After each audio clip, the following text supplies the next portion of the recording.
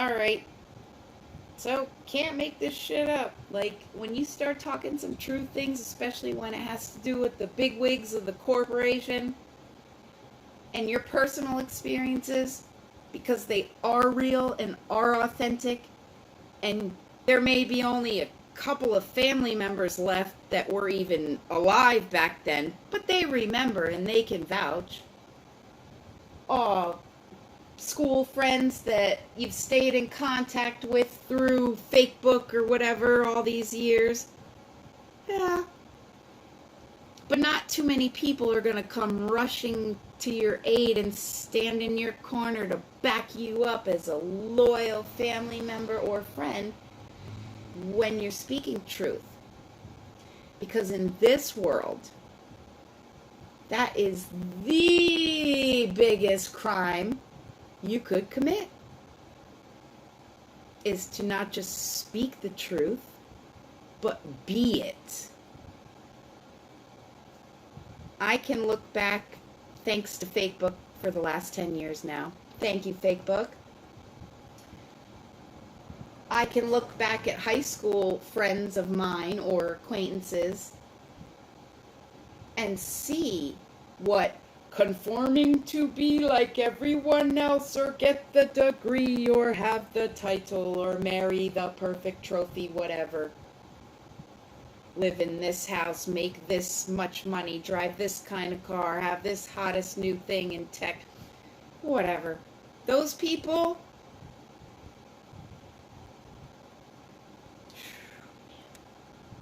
glad I'm not one of them.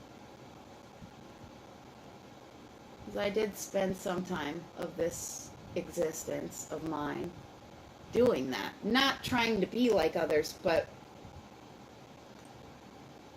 truth time, the only thing I ever wanted was to be accepted somewhere by someone, and for that to last. People kind of take me in doses, and then usually they run in the opposite direction, screaming and or drooling. No, I'm kidding, that's mean. But yeah, you guys, I mean, 2 years of this channel and seeing my struggles, and like, you guys who have been with me through this, you know I walk this world alone. And that's all I ever wanted, was to not have that, not have to do that.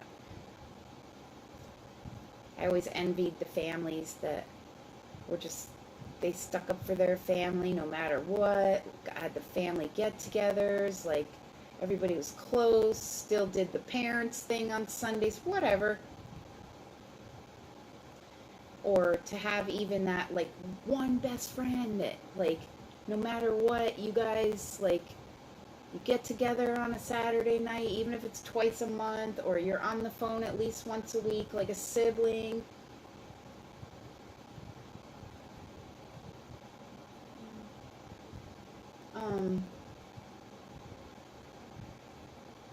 Yeah, no.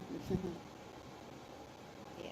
I don't really know how that is, so I can't really speak on it, because I've never had that. So, I do have family. They love me. I love them. I know they do. They just don't bother with me, because I'm too, I guess, it's either like being a burden, or you're too over, I know I'm quite, like, overcoming when I get on to certain subjects, and sometimes I go right over people's heads, and it's like scientific stuff or astronomical things, or people don't understand, but still doesn't lessen the fact that I need and deserve and would love to have someone understand that I could sit and talk to about extraterrestrial things, agendas and New World Order tactics, prophecy, and what it's like to have the intuitive side of your brain work just as efficiently as the intellectual side, which for me they always have. They just, in the 1980s when I was being tested and the whole autism thing was like brand new, nobody knew anything about it, they just concentrated on my IQ. They were like, oh my god, your daughter's a genius. I was like, okay, cool. Don't know what that means, but it sounds good because my parents' faces are glowing. So that's a good thing.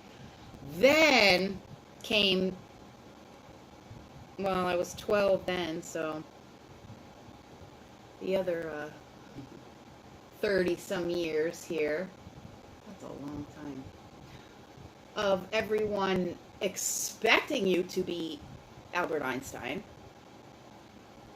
treating you as if you already are, but for some reason can't gain the notoriety or recognition that he can.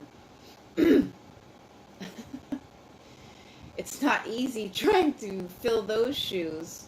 Not that you doubt your, intellectual skills or your mind or your smarts.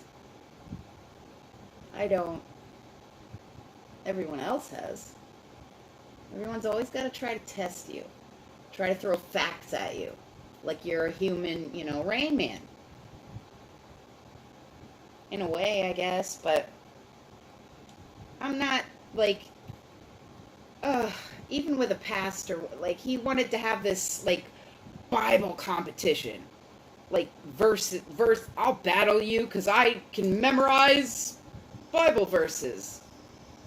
And I'm like,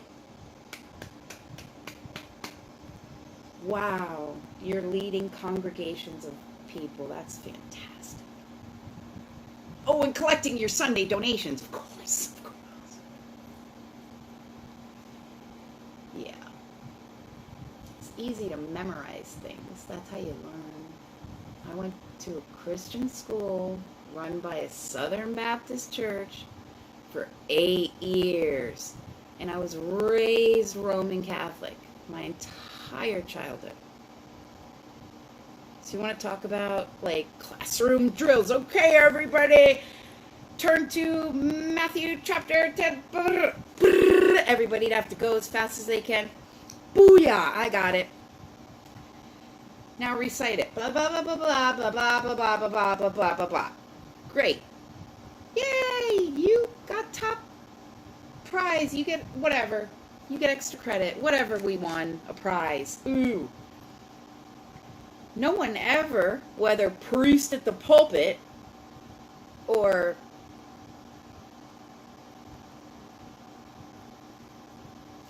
judgmental Southern Baptist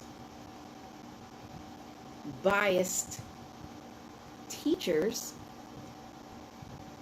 ever thought maybe instead of just having them learn the mechanics and how to memorize the tones and sounds, we could explain the meaning in the verse. Anybody? Yeah. So I dropped out of high school. When I went to public high school, I was like, yeah, no, I'm not going to sit in this room where these idiots don't even want to be here. The teachers taking a nap at their desk. Popping in a VCR of National Geographic. That was my ecology class. He would turn on a VCR tape of National Geographic. And he sat at his desk. I'm like, what the? Am I sitting here